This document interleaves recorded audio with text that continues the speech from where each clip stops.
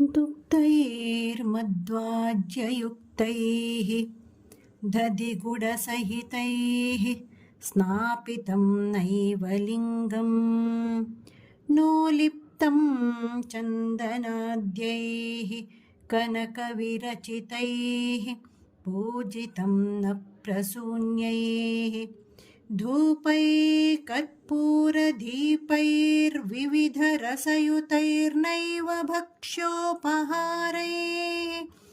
क्षन्तव्यो मे पराधः शिव शिव शिव भो श्रीमहादेव शम्भो।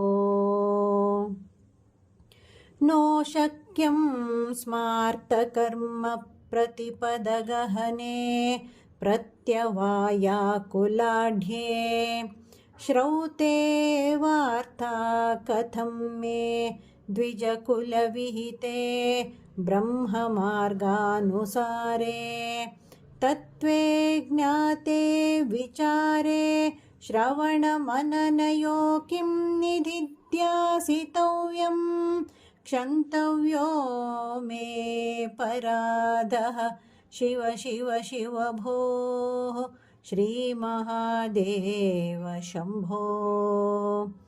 ध्यात्वा चित्ते शिवाख्यं प्रचुरतरधनं नैव दत्तं द्विजेभ्यो हव्यन्ते लक्षसङ्ख्यैर्हुतवः वदने नार्पितं बीजमन्त्रैः नोतप्तं गाङ्गतीरे व्रतजपनियमैरुद्रजाप्यं न जप्तं क्षन्तव्यो मे पराधः शिव शिव शिव भो श्रीमहादेव शम्भो।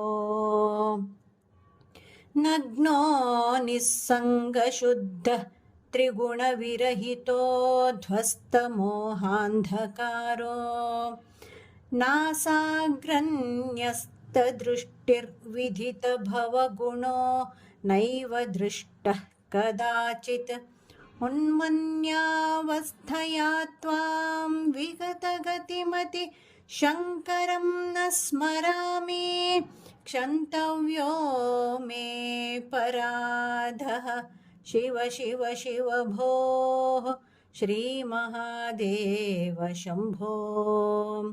स्थित्वा स्थाने सरोजे प्रणवमयमरुत्कुम्भिते सूक्ष्ममार्गे शान्ते स्वान्ते प्रलीने प्रकटितविभवे दिव्यरूपे शिवाख्ये लिङ्गाग्रे ब्रह्मवाक्ये सकलतनुगतं शङ्करं न स्मरामि क्षन्तव्यो मे पराधः शिव शिव शिव भो श्रीमहादेव शम्भो।